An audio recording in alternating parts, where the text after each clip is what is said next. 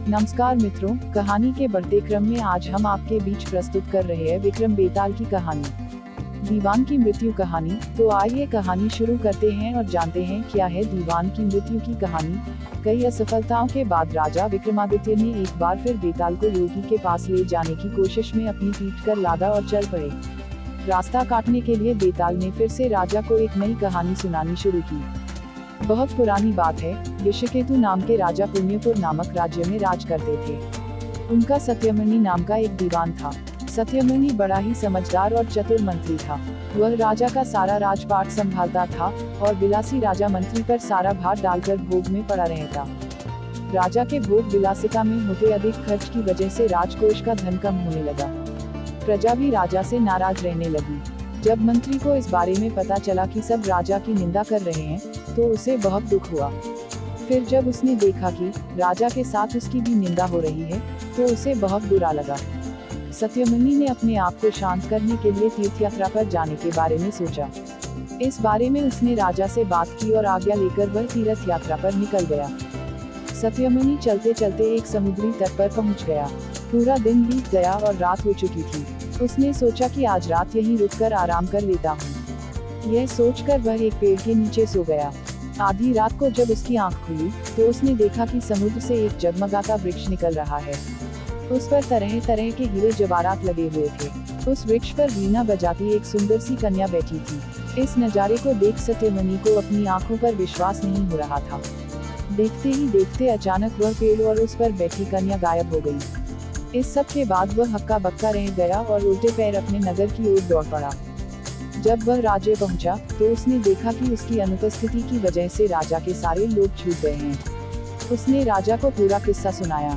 दीवान की यह बात सुनकर राजा के मन में उस कन्या को पाने की लालसा पैदा हो गई। उसने सारा राज्य दीवान के भरोसे छोड़ दिया और खुद साधु का वेश बनाकर उस समुद्री तट पर जा पहुंचा। जब रात हुई, तो राजा को भी वह हीरे मोती से जड़ा वृक्ष दिखा। वह कन्या अब भी उस वृक्ष पर बैठी हुई थी। राजा तैरता हुआ उस कन्या के पास जा पहुंचा और उसे अपना परिचय दिया। फिर उसने कन्या से उसके बारे में पूछा। कन्या ने कहा, मेरा नाम मृगाकृति है और मैं राजा गंधर्व विद्याधर की पुत्री हूँ। फिर राजा ने उसके सामने विवाह का प्रस्ताव रखा और कन्या ने कहा, आप जैसे महान राजा की रानी बनकर मेरा जीवन सफल हो जाएगा राजन, लेकिन मेरी एक शर्त है।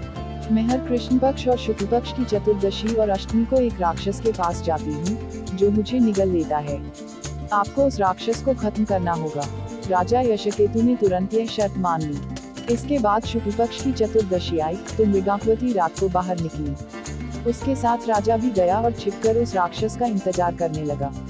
कुछ देर बाद राक्षस वहां आया और कन्या को निगल गया। यह देखकर राजा ने राक्षस पर हमला किया और अपनी तलवार से उसका पेट चीरकर मृगाकृति को जीवित बाहर निकाल लिया। इसके बाद राजा ने उससे पूछा कि यह सब क्या है। इस पर मृगाकृति ने उत्तर दिया कि मैं हर अष्टमी और चतुर्दशी के दिन यहाँ शिव पूजा करने आती हूँ, और जब तक मैं घर नहीं लौटती मेरे पिता मेरे बिना कभी भोजन करते। एक बार मुझे घर पहुँचने में देर हो गई और पिताजी को अधिक देर तक भूखा रहना पड़ा। जब मैं घर लौटी तो वह बहुत गुस्सा थे और उन्होंने मुझे श्राप दे दिया कि जब भी मैं चतुर्दशी के दिन पूजा करने जाएंगी, तो एक राक्षस मुझे निगल लेगा। फिर मैं उसका पेट चीरकर बाहर निकल आया करूंगी। जब मैंने उनसे श्राप से मुक्त करने की विनती की, तो उन्होंने कहा कि जब पुण्यपुर के राजा मुझसे विवाह करने के लिए उस राक्षस का वध करेंगे, तो मैं श्राप मुक्त हो जाऊंगी। कन्या के श्राप मुक्त होने के बाद राजा उसे अपने साथ अपने राज्य ले आए और धूमधाम से उसके साथ शादी की। इसके बाद राजा ने दीवान को सारी कहानी सुनाई और यह सब सुनकर दीवान की मृत्यु हो गई। इतना कहकर बेताल ने राजा विक्रम से पूछा, हे राजन, अब तुम यह बताओ कि यह सब सुनकर दीवान की मृत्यु क्यों हुई थी। विक्रम ने कहा, दीवान की मृत्यु इसलिए हुई क्योंकि उसने सोचा कि राजा फिर स्त्री के लोभ में पड़ गया और उसके भोग विलास के कारण राज्य की दशा फिर से खराब हो जाएगी। उस कन्या के बारे में राजा को न बताना ही बेहतर था। राजा विक्रम ने जैसे ही उत्तर दिया, बेताल फिर से पेड़ की ओर चला और जाकर उस पर उल्टा लटक गया। वहीं राजा विक्रमादित्य एक बार फिर बेताल को पकड़ने उसके पीछे दौड़ पड़े।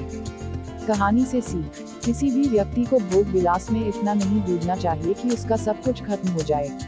अपनी स्थिति और जरूरत के हिसाब से ही चीजों को करना अच्छा होता है। उम्मीद करता हूँ दोस्तों यह कहानी आपको पसंद आया होगा और कुछ सीखने को मिला होगा। अगर हाँ तो वीडियो को अपने दोस्तों के साथ शेयर करना ना भूलो। मिलते हैं ऐसे ही और एक नई कहानी के साथ, तब तक के लिए जय हिंद जय भारत, वंदे मातरम।